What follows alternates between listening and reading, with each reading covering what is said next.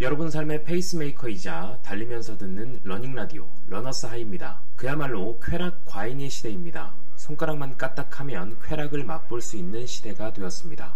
손쉬운 쾌락은 중독으로 이어집니다. 중독은 삶을 뒤흔들고 얻은 쾌락 이상의 고통을 유발합니다. 마약, 알코올, 도박과 같은 사회적 문제부터 쇼핑 중독, 미디어나 SNS 중독과 같은 개인적인 문제까지 손쉬운 쾌락은 우리 삶의 깊숙한 부분까지 파고들었고 우리는 조용히 그 쾌락에 잠식되어 가고 있습니다. 나도 모르는 사이 노출되는 쾌락의 유혹을 끊어내고 삶의 균형을 되찾을 수 있을까요? 네, 문제의 원인과 해결 방법을 정확하게 인지하고 있다면 분명 가능합니다. 오늘은 도파민 네이션이라는 책을 통해 우리가 어떻게 쾌락에 중독되어 가는지 또 어떻게 그것을 극복해내고 온전한 삶을 살아낼 수 있을지 함께 알아보도록 하겠습니다. 자, 그럼 도파민의 세계 속으로 함께 달려보시죠.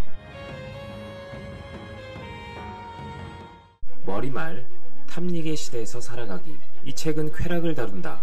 동시에 고통도 다룬다. 무엇보다 쾌락과 고통의 관계, 그리고 그 관계가 현대를 살아가는 우리 삶에 미치는 영향을 탐구한다. 쾌락과 고통의 관계가 왜 중요할까? 우리가 세상을 결핍의 공간에서 풍요가 넘치는 공간으로 바꿨기 때문이다.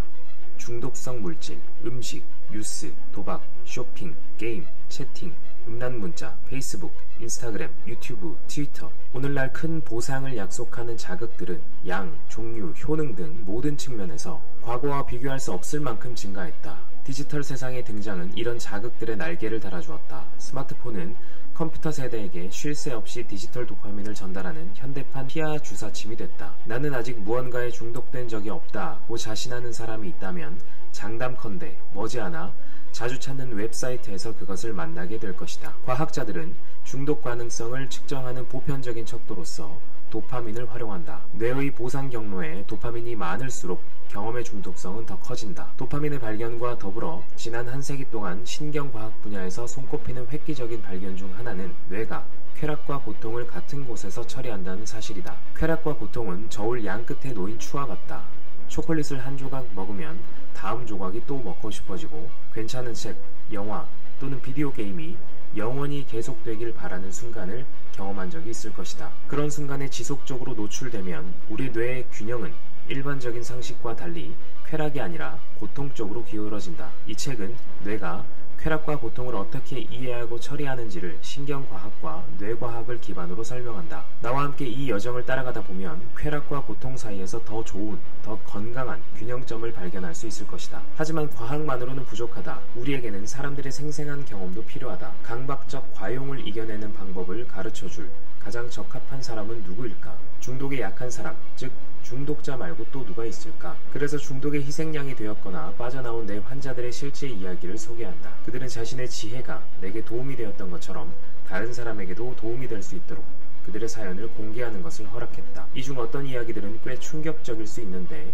내가 보기엔 우리 모두에게 일어날 수 있는 이야기 중 극단적인 한 형태일 뿐이다. 철학자이자 신학자인 켄트 더닝턴이 적었듯이 심각한 중독에 시달리는 사람들은 우리가 죽을 때까지 외면하는 동시에 예언자라 할 수 있다. 그들이야말로 우리가 정말 어떤 사람들인지를 보여주기 때문이다. 약물이든 쇼핑이든 관음증이든 흡연이든 소셜미디어든 우리 모두는 하지 않았으면 하거나 후회하는 행동을 하나쯤은 가지고 있다. 그래서 이 책에는 소비가 우리 삶의 동기가 된 세상에서 강박적 과용에 대처하는 과학적 처방을 제시하고 일상에서 쾌락과 고통을 관리하는 실전적 방법을 담으려 노력했다. 본론으로 들어가기 전에 이 한마디는 강조하고 싶다. 균형 찾기는 욕망의 과학을 발견의 지혜와 결합하는 것에서 시작한다. 1부 쾌락과 고통의 이중주. 넓게 봤을 때 중독은 어떤 물질이나 행동이 자신 그리고 혹은 타인에게 해를 끼침에도 그것을 지속적, 강박적으로 소비 활용하는 것으로 정의할 수 있다.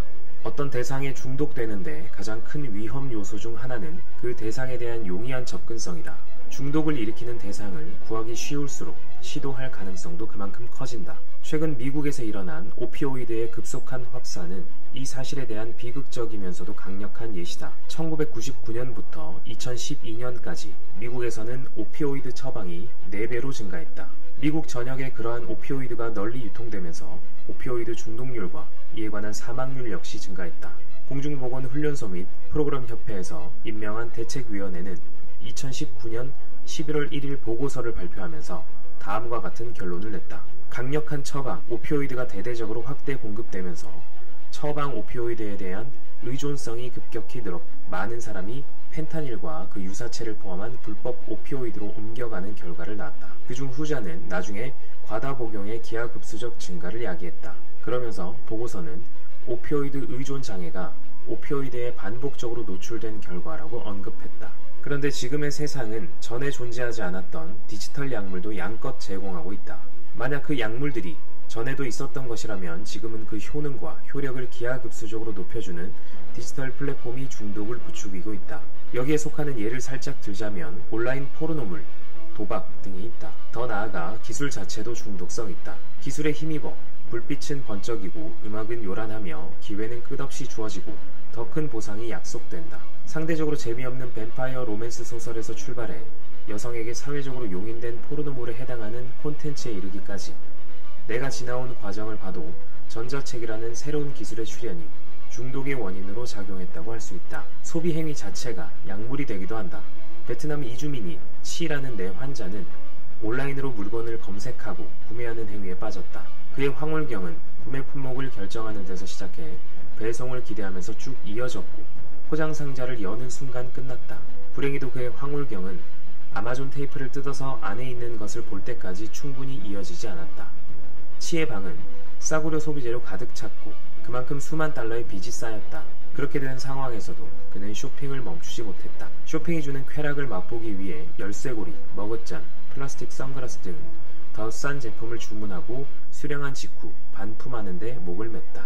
인터넷은 중독 대상에 대한 높은 접근성을 보장할 뿐 아니라 우리에게 절대 일어나지 않을 법한 사례를 제시함으로써 강박적 과용을 부추긴다.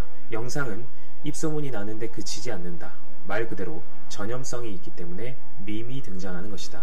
인간은 사회적 동물이다. 혹자들이 온라인에서 특정한 방식으로 행동할 때 그 행동은 다른 사람들도 하고 있기 때문에 평범하게 보인다. 트위터는 전문가들과 대표들이 똑같이 좋아하는 소셜미디어 메시지의 송수신 플랫폼으로서 이름이 딱 맞는다. 우리는 새떼들과 같다. 우리 중 하나가 날갯짓을 하면 전체가 하늘로 날아오른다. 우리 모두는 제이콥과 마찬가지로 자신을 자극함으로써 죽음에 처할 위험을 아는 채 살고 있다. 전세계 사망의 70%는 흡연, 부족한 신체 활동, 불균형한 식습관처럼 개선이 가능한 위험한 행동에서 비롯한다. 대표적인 사망 위험 요인으로는 고혈압 13%, 흡연 9%, 고혈당 6%, 신체 활동 부족 6%, 비만 5% 등이 있다. 과체중 성인 인구는 1980년에 8억 5,700만 명이었던 데 비해 2013년에는 21억 명에 달한 것으로 추산된다. 사하라 사막 이남, 아프리카와 아시아의 일부 지역을 제외한 세계 모든 곳에서는 저체중보다 비만인 사람이 더 많다. 2장, 행복에 중독된 사람들, 고통은 나쁜 것일까? 총 4가지 책자가 있었고 제목에는 행복이라는 단어를 중심으로 변형한 문구들이 실려 있었다. 행복의 습관, 행복을 위한 수면, 멀지 않은 행복, 더 행복한 당신을 만들기 위한 7일. 각 책자에는 행복을 위한 처방들이 실려 있었다. 당신을 행복하게 하는 50가지 목록을 적으세요. 거울 속 당신의 모습을 보고 자신에 대해 가장 좋아하는 것들을 일기에 적으세요. 긍정적인 감정의 흐름을 만드세요. 이 책자들은 개인의 행복을 쫓는 것이 좋은 인생을 둘러싼 다른 정의들을 밀어내고 어떻게 현대 처세술이 되었는지를 보여준다. 여기서는 다른 사람에 대한 선행마저 개인의 행복을 위한 전술로 표현되고 있다. 그 자체로 상찬받아야 할 이타심은 우리 자신의 웰빙을 위한 수단이 되고 말았다. 20세기 중반의 심리학자이자 철학자인 필립 리프는 이러한 경향을 자신의 저서인 치료상의 승리에서 예견한 바 있다. 종교인은 구원받기 위해 태어났지만 심리학적 인간은 기뻐하기 위해 태어난다. 어린이가 심리적으로 연약하다고 여기는 것은 철저히 현대적인 사고방식이다. 고대 어린이는 태어날 때부터 완성된 축소형 성인으로 여겨졌다. 대부분의 서구 문명에서 어린이는 선천적으로 악하다고 간주되었다. 부모와 보호자가 할 일은 아이들이 사회화를 통해 세상을 살아갈 수 있도록 엄격하게 훈육하는 것이었다. 아이들이 올바르게 행동하도록 체벌과 공포심을 쓰는 전략은 전적으로 용인되었다. 하지만 지금은 아니다. 오늘날 내가 만난 많은 부모는 자식의 감정에 상처를 주는 무언가를 하거나 말하기를 무서워한다. 나중에 아이들이 감정적 고통이나 정신질환을 겪을 수 있다는 생각을 하기 때문이다. 아이들을 부정적인 심리적 경험으로부터 보호하려는 노력은 가정뿐 아니라 학교에서도 잘 나타난다. 초등학교 단계에서 아이들은 이주의 스타상 같은 걸 받는다. 특별히 뭘 잘해서가 아니라 이름 순으로 받는다. 누군가를 괴롭히는 친구가 있으면 솔선수범해서 막는 대신 어른들에게 알리고 그런 친구들을 피하라고 가르친다.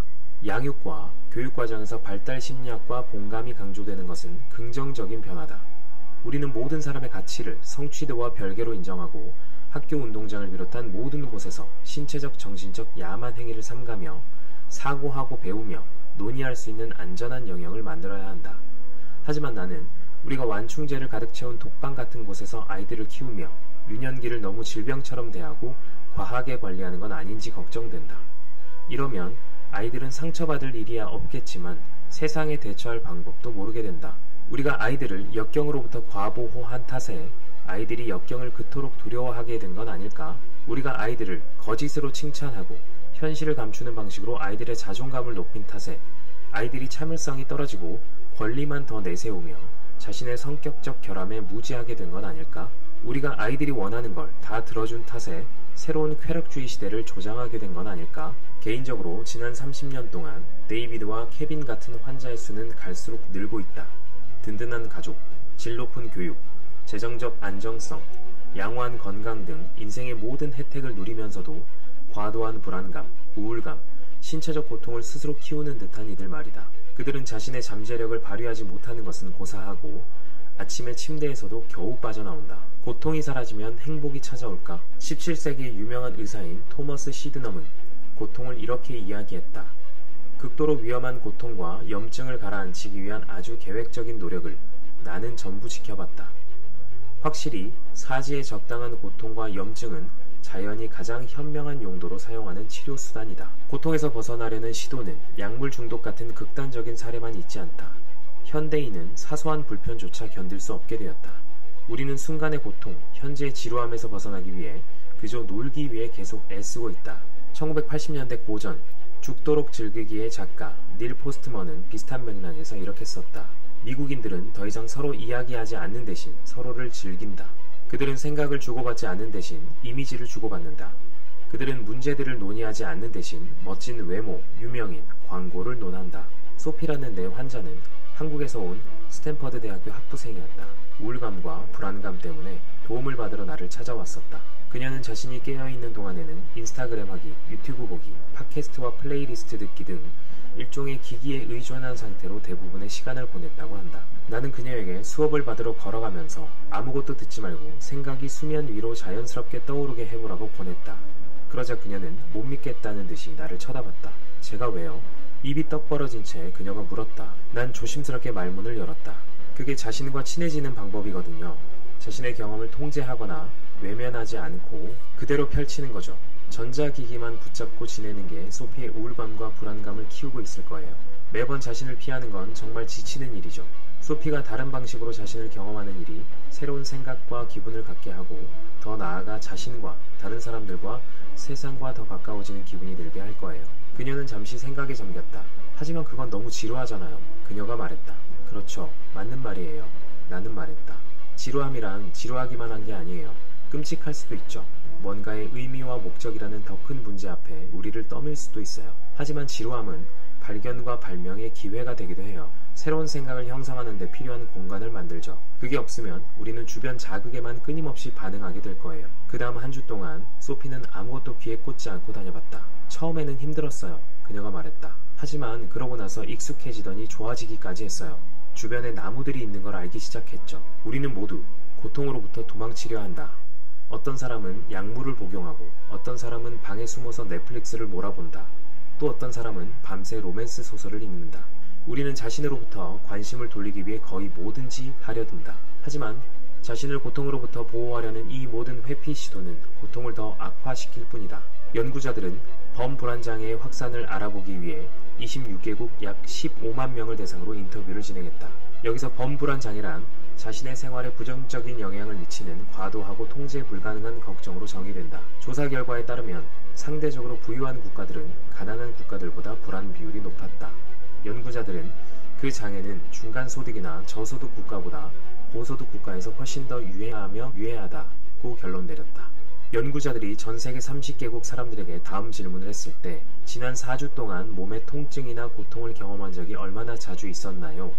한 번도 없었다. 거의 없었다. 가끔, 자주, 매우 자주. 미국인이 다른 그 어떤 나라 사람보다 더 많은 고통을 겪는다고 답했다. 왜? 우리는 전에 없던 부와 자유를 누리고 기술적 진보, 의학적 진보와 함께 살아가면서 과거보다 불행하고 고통스러워할까? 결론부터 말하면 우리가 모두 너무나 비참한 이유는 비참함을 피하려고 너무 열심히 노력하기 때문이다. 3장. 뇌는 쾌락과 고통을 어떻게 이해하는가? 신경 전달 물질은 야구공과 같다. 공이 투수와 포수 사이에서 던져지는 것처럼 신경 전달 물질은 뉴런들 사이를 오간다. 뇌에서 전기 신호를 조절하는 화학적 메신저인 셈이다. 도파민은 인간 뇌의 신경 전달 물질로 1957년에 처음 발견되었는데 도파민은 보상 과정에 관여하는 유일한 신경 전달 물질은 아니지만 신경과학자들 대부분은 도파민이 그중 가장 중요하다는 데 동의한다. 도파민은 보상 그 자체의 쾌락을 느끼는 과정보다 보상을 얻기 위한 동기부여 과정에 더 큰 역할을 한다. 그래서 유전자 조작으로 도파민을 만들 수 없게 된 쥐들은 음식을 찾지 못하고 음식이 코앞에 놓여 있어도 굶어 죽지만 음식을 입안으로 바로 넣어주면 음식을 씹어서 먹으며 그걸 즐기는 것처럼 반응한다. 어쨌든 도파민은 특정 행동이나 약물의 중독 가능성을 측정하는 지표로 쓰인다. 예를 들어 어떤 약물이 뇌의 보상 경로에서 도파민을 더 많이 더 빠르게 분비할수록 그 약물의 중독성은 더 크다고 평가된다. 이는 그 약물이 말 그대로 도파민을 함유하고 있다는 뜻이 아니다. 정확히 말하면 우리 뇌의 보상 경로에서 도파민 분비를 유도한다는 의미다. 쾌락과 고통은 쌍둥이다. 신경과학자들은 도파민의 발견과 더불어 쾌락과 고통이 뇌의 같은 영역에서 처리되며 대립의 메커니즘을 통해 기능한다는 사실을 알아냈다. 쉽게 말해 쾌락과 고통은 저울에 서로 맞은편에 놓인 추처럼 작동한다. 우리의 뇌에 저울이 있다고 가정해보자. 중간에 지렛대 받침이 있는 저울이다. 평소에는 저울 위에 아무것도 없으면 지면과 수평을 이룬다. 우리가 쾌락을 경험할 때 도파민은 우리의 보상 경로에 분비되고 저울은 쾌락 쪽으로 기울어진다. 우리의 저울이 더 많이, 더 빨리 기울어질수록 우리는 더 많은 쾌락을 느낀다. 하지만 저울에 관한 중요한 속성이 하나 있다. 저울은 수평 상태, 즉 평형을 유지하려고 한다. 한쪽이나 다른 한쪽으로 오랫동안 기울어져 있고 싶어 하지 않는다. 그래서 저울이 쾌락 쪽으로 기울어질 때마다 저울을 다시 수평 상태로 돌리려는 강력한 자기조정 메커니즘이 작동한다. 이러한 조정 메커니즘은 의식적 사고나 별도의 의지력을 필요로 하지 않는다.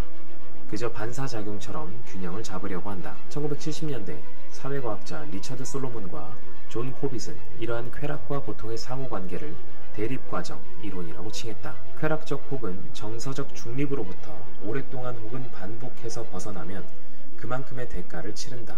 그 대가란 자극과 반대되는 가치를 갖는 이후 반응이다. 그러니까 옛말처럼 올라가는 건 반드시 내려와야 한다는 뜻이다. 쾌락 이후에 찾아오는 갈망은 누구나 겪는 경험이다. 감자칩에 다시 손을 대든 비디오 게임을 한 판 더 하려고 클릭하든 그런 좋은 느낌을 다시 갖고 싶어 하거나 간직하려고 노력하는 일은 자연스러운 생리현상이다. 이 욕구를 해결하는 손쉬운 방법은 계속 먹거나 놀거나 보거나 읽는 것이다. 하지만 문제가 있다. 어떤 쾌락 자극에 동일하게 혹은 비슷하게 반복해서 노출되면 초기의 쾌락 편향은 갈수록 약해지고 짧아진다. 반면 이후 반응, 즉 고통 쪽으로 나타나는 반응은 갈수록 강하고 길어진다. 과학자들은 이 과정을 신경 적응이라 부른다. 다시 말해 쾌락을 추구할수록 우리의 그렘린은 점점 더 커지고 빨라지고 많아지며 우리는 이와 동일한 효과를 얻기 위해 앞서 선택한 쾌락을 더 많이 필요로 하게 된다. 쾌락을 느끼기 위해 중독 대상을 더 필요로 하거나 같은 자극에도 쾌락을 덜 경험하게 되는 것을 내성이라고 한다. 내성은 중독의 발생에 있어서 중요한 요소다. 물론 희망적인 소식은 있다.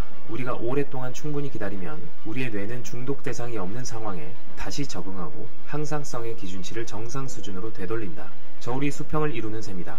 뇌의 저울이 수평을 이루면 우리는 산책하기, 해돋이 구경하기, 친구들과 식사 즐기기 등 일상의 단순한 보상에서 다시 쾌락을 맛볼 수 있다. 여러 연구에 따르면 도박으로 인한 도파민 분비는 최종적으로 주어지는 보상 자체 못지않게 보상 전달의 예측 불가성과 관련이 있다.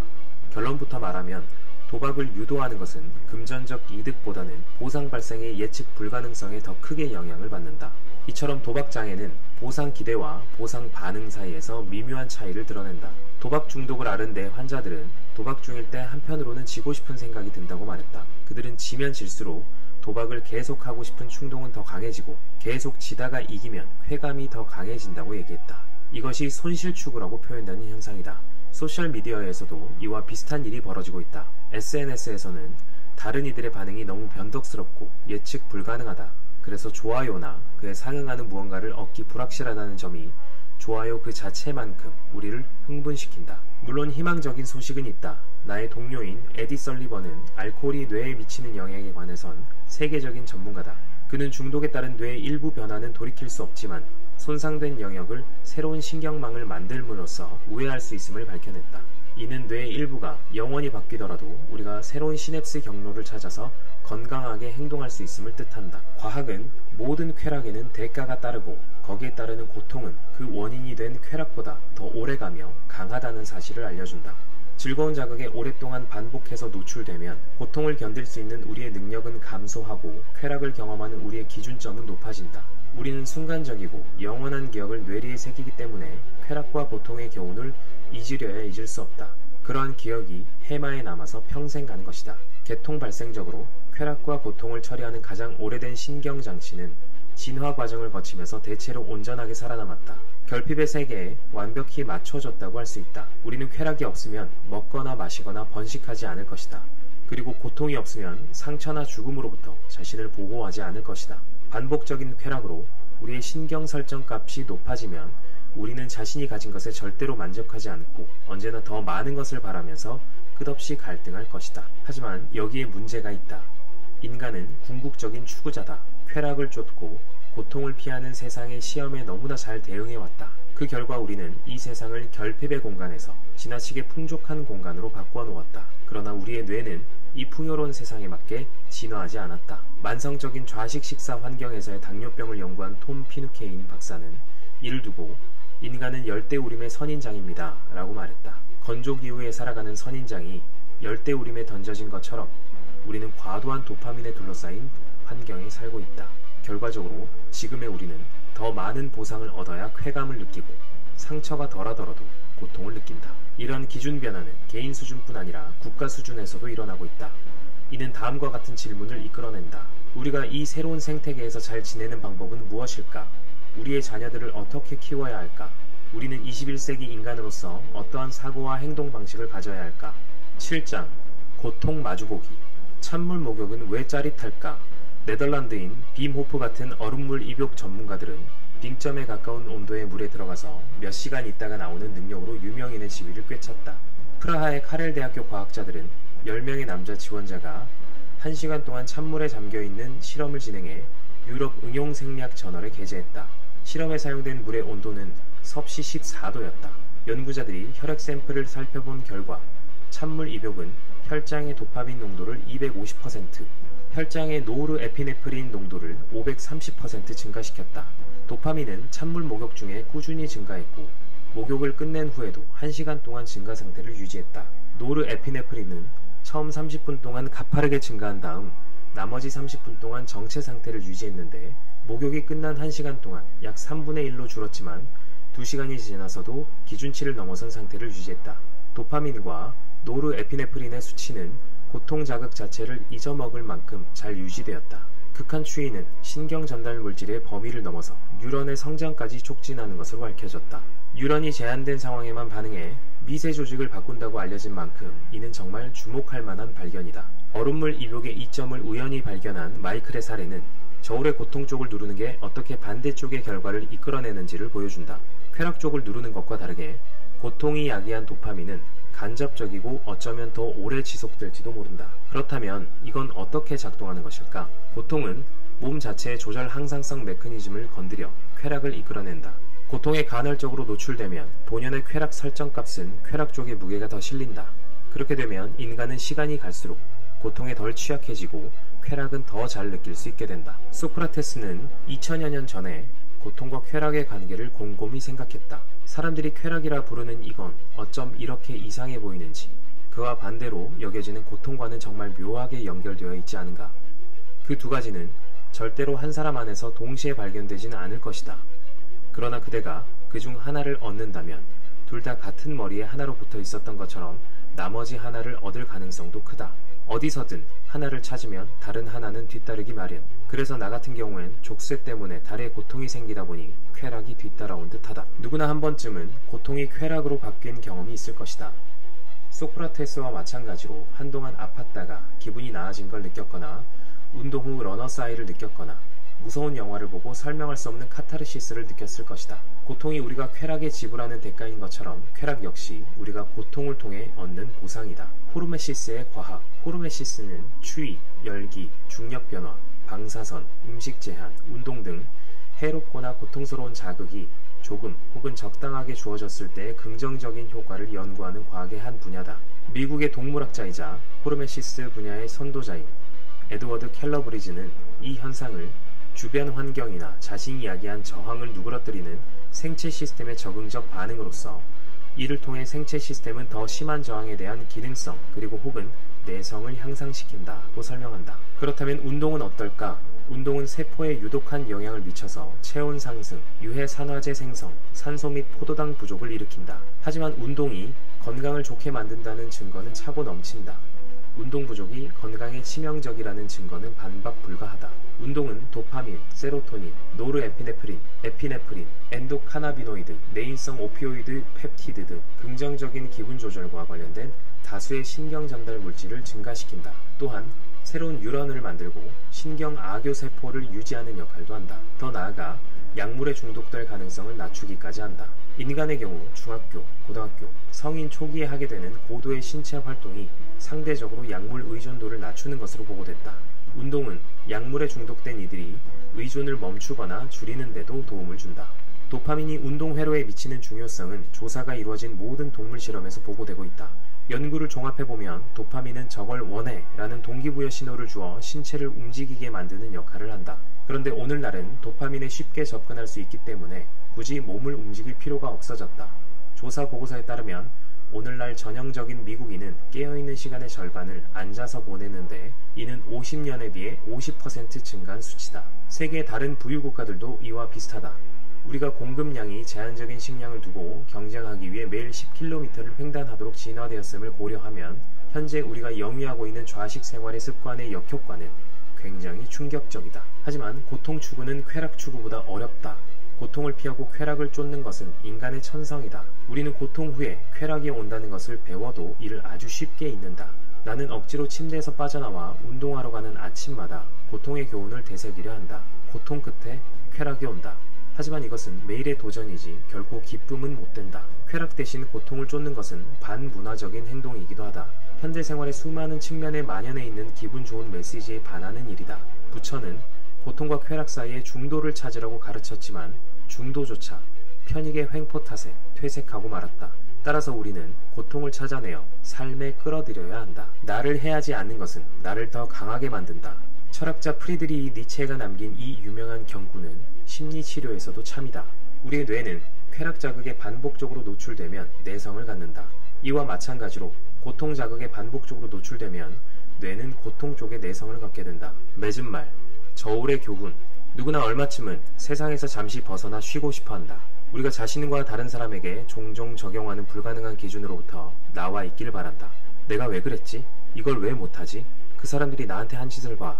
내가 그걸 그 사람들한테 어떻게 하겠어? 그래서 우리는 지금 당장 기댈 수 있는 기분 좋은 도피라면 무엇에든 마음이 간다. 트렌디한 칵테일, 소셜미디어의 반향실 효과, 리얼리티쇼 몰아보기, 밤에 인터넷으로 포르노 보기, 포테이토 칩과 패스트푸드, 몰입형 비디오 게임, 이류 뱀파이어 소설, 목록은 정말 끝이 없다. 중독성 있는 대상과 행동은 우리에게 잠시 휴식이 되지만 길게 보면 우리의 문제를 키운다. 그런데 세상으로부터 도피해 망각의 길을 찾는 대신 세상 쪽으로 방향을 틀면 어떨까? 세상에서 도망가는 대신 세상에 몰입하면 어떨까?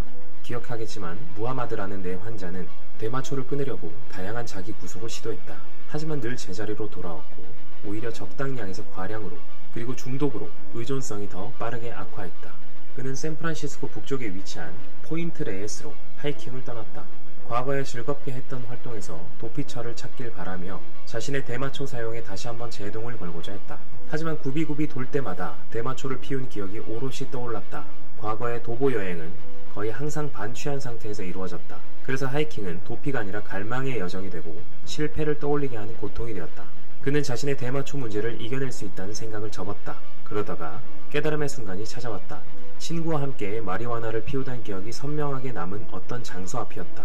그곳에서 그는 카메라를 눈 한쪽에 갖다 대고 근처에 식물 하나를 포착했다. 이파리 위에 한 마리의 벌레가 있는 걸 보고 카메라에 초점을 맞춰서 줌인했더니 딱정벌레의 선홍색 가피, 줄무늬 더듬이, 사납게 털이 난 다리가 보였다. 그는 매료되고 말았다. 그의 관심은 십자선 초점 안에 생명체에 쏠렸다. 그는 연속해서 사진을 찍은 후 각도를 바꿔서 더 찍었다. 남은 도보 여행 동안 그는 딱정벌레를 극단적으로 클로즈업한 사진들을 찍기 바빴다. 그러자 곧 대마초에 대한 욕구는 줄었다. 저 자신을 아주 가만히 있게 만들어야 했어요. 2017년에 있었던 상담 치료 시간에 그가 말했다. 초점이 또렷한 괜찮은 사진을 찍으려면 완벽히 정적인 상태가 되어야 합니다. 그 과정이 저를 말 그대로 꼼짝 못하게 하고 집중시켰어요.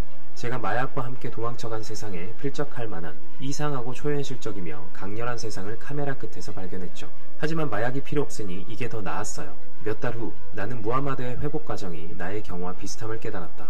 나는 내 일에서 보람을 느끼는 측면에 초점을 맞춰서 환자를 돌보는데 다시 집중하기로 마음을 먹었다. 오랫동안 환자들과 관계를 유지하고 세상의 질서를 가져오는 방법으로서 이야기에 몰입했다.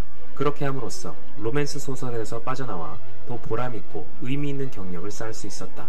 이래서도 더 좋은 성과를 올렸는데 이러한 성공은 기대하지 않은 부산물이었지 내가 갈망하는 바는 아니었다. 여러분도 주어진 삶에 완전히 몰입할 수 있는 방법을 찾길 바란다. 피하려고 하는 대상으로부터 도망치지 말고 그 자리에 멈춰서 방향을 바꾸어 그것을 마주하기 바란다. 거기에 다가가길 권한다. 이렇게 하면 세상은 굳이 도망갈 필요 없는 아주 멋지고 경외심을 불러일으키는 무언가로 당신 앞에 나타날 것이다. 세상은 관심을 기울일 가치가 있는 무언가가 될 것이다. 균형을 찾아 유지함으로써 얻어지는 보상은 즉각적이지도 않고 영원하지도 않다. 보상을 얻으려면 인내와 노력이 필요하다. 앞에 무엇이 있을지 불확실한 상황에서도 기꺼이 앞으로 나아가야 한다. 당장 영양가 없어 보이는 지금의 행동들이 실제로는 긍정적인 방향으로 축적되고 이것이 미래에 언젠가 나타날 거라는 믿음을 가져야 한다. 내 환자인 마리아는 내게 이렇게 말했다. 회복은 해리포터에서 덤블도어가 가로등 기둥을 밝히면서 어두운 골목을 걸어 내려갈 때의 장면과 비슷해요. 그가 골목 끝에서 발길을 멈추고 뒤로 돌아봐야 골목 전체에 불이 들어온 광경이 보이죠. 그가 지나온 길에 빛을요. 이제 이야기를 마무리할 시간이다. 하지만 이것이 약물에 찌들고 너무 자극적이며 쾌락으로 포화를 이룬 지금의 세상에 대한 새로운 접근법의 출발점이 되길 바란다. 저울의 교훈을 실천해서 자신이 지나온 길에 빛을 돌아볼 수 있길 바란다. 네, 결국 영원한 쾌락도 영원한 고통도 없습니다. 손쉬운 쾌락 뒤엔 반드시 그만큼의 혹은 그 이상의 고통이 따라옵니다. 반면에 우리가 선택한 고통 뒤엔 반드시 그 이상의 행복감이 찾아옵니다.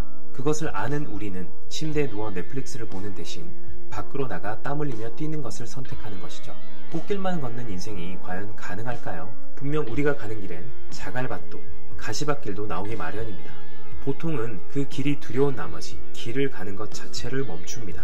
길을 멈춘 그들은 인생의 극히 일부분밖에 경험하지 못할 것입니다. 하지만 고통에 익숙해진 우리는 자갈밭도 가시밭길도 두렵지 않습니다. 조금 아프긴 하겠지만 그 고통은 결코 우리를 죽이지 못한다는 것을 알기 때문이죠. 그 잠깐의 고통을 견뎌내면 더 다양하고 예쁘고 향기로운 꽃길이 우리를 기다리고 있을 것입니다. 여러분의 자갈밭도 가시밭길도 함께 뛰겠습니다.